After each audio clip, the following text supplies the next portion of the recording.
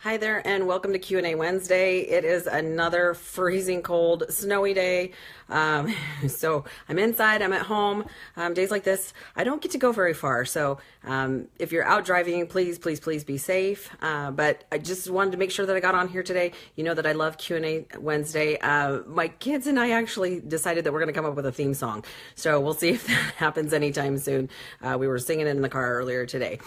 So today's topic is, how do I get my family on board with my goals? I know that happens where people really struggle to get their family to support what their goals are. And honestly, even sometimes it might be the people that are closest to you, your significant other, your parents. So, there's a few things that you can do. Now, there's no guarantees that you're going to get them on board, but some of these things may work for you. So I've come up with a couple of ideas, ways that you might be able to kind of get them involved, because you know that when they help you create something, they're going to be more involved and more supportive of it. So first of all, your best bet when you're trying to get people, hi Janet, how are you, honey?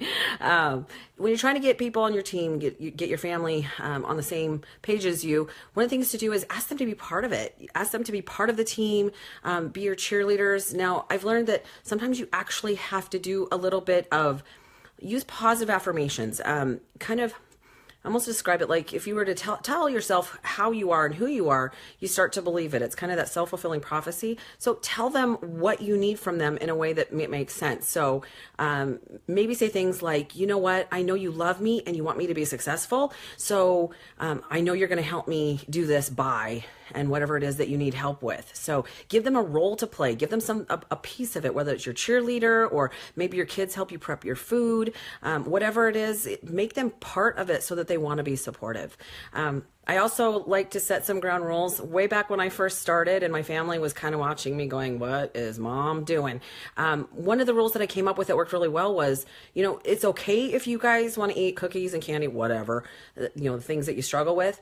But the rule is, don't bring it home, right? If it's something that you know that you're not going to be able to stay away from when it comes to your health goals and getting where you want to go, if they're bringing home cookies and candy or something that kind of triggers you, a comfort food, the rule is, don't let them bring it home. They can have it somewhere else. If they want pizza and you're really something that's not something that you want to work with because the smell is really going to affect you, make them go to pizza. It's really helped. It's when they bring things home and you're struggling and you want to eat your feelings and you want to pull things from the pantry, then when it's there, it's a struggle, right? But most of us aren't going to get dressed up and go to the store to buy a craving. We're just going to find it in the pantry. And if our family brings it home, it makes it easier for us to get to. And we want it to be difficult on that part. So the next one is, why not set up, because you're going to reward yourself when you get there, right? Why don't you set up a reward for them? When you reach your goal, they also get a reward. Don't they want their reward, right? So they're of course going to support you in that. I find that my kids tend to be the little police. So they run around going, Mom, should you really be eating that? But if they're part of it and they know that they're going to participate in the glory and the reward of your accomplishment, they're more likely to support your goals and what you're trying to accomplish. So it's a great tool.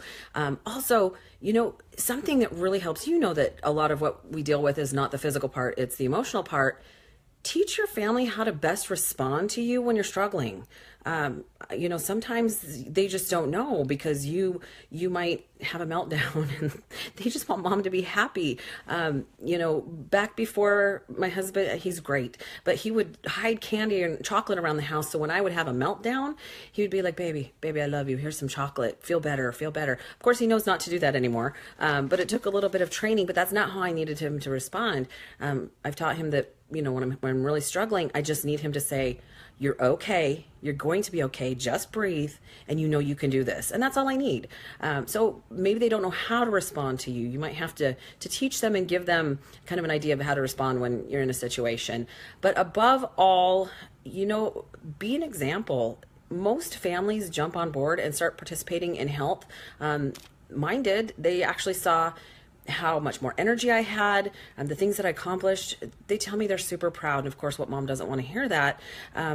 But the biggest benefit is they themselves want to be healthy. So they're in there, they're doing their own food prep. They're going to the gym. They're participating in sports. And that's an exciting response to what I do. I know I'm being a good example. So If you cannot get your family on board, it is okay. You know what? You're not alone. It happens.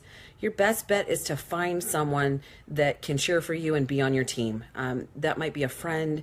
It might be somebody who's been through the situation before. I feel that that's why I love what I do, because I've been there. All the issues that you may have, I've already been through. I've already dealt with it for one reason or another. And so I'm a big cheerleader. I get it. I know how it feels when you're struggling and things aren't working out quite right. So find somebody who can support you and cheer for you and be your fan.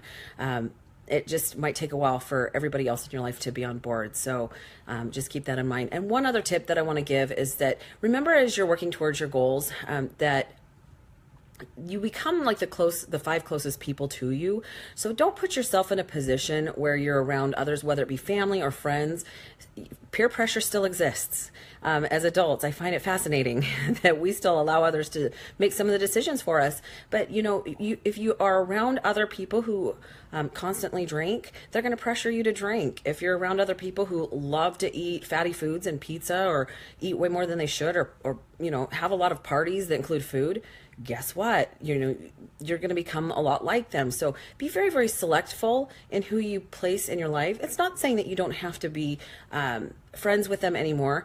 Just know that if you spend a lot of time with them, that they're going to rub off on you. So that tends to be something that as adults we forget that happens, right? So surround yourself with people that are like you, or that your goals are similar. That's why support groups are so necessary. Even within the fitness and health world, if you have similar goals to someone else, you have a lot in common. You're going to be able to support each other, whether it's going to the gym together, or learning something new, like a new exercise, or yoga, or taking a class of some sort. So anyway, I hope you guys are having a great evening. I hope that gave you some ideas in order to help, get the people on board and give yourself some support. It's very difficult to reach goals alone. But you know what? You can do it. It absolutely is possible. So if you have any other questions, I love to answer these. I usually get my questions from my current clients, from people that text me or email me after the fact. You may also email me at melissa@fillmorefitness.com. Anything. I love to answer your questions and give you some ideas on how to live a healthier lifestyle. So have an incredible evening. Everybody stay warm. Please stay safe, and we'll talk to you next week.